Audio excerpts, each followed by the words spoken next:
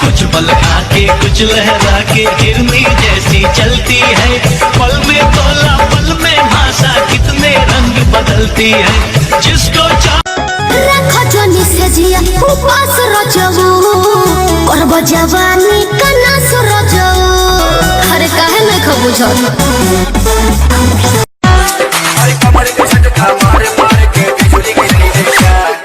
पागल बनाई बेकार पतर की पागल बनाई बेकार तोरा देह में चुमुक लागल छुआ के पागल बनाई बेकार पागल बनाई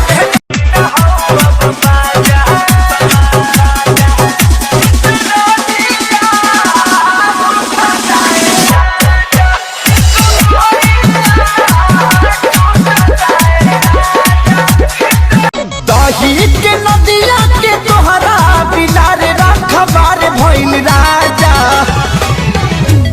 लागे डरई देवर करी घातिए राजा दिन रात रहे छतिए पर हाथ। मैंने तुझे यूज किया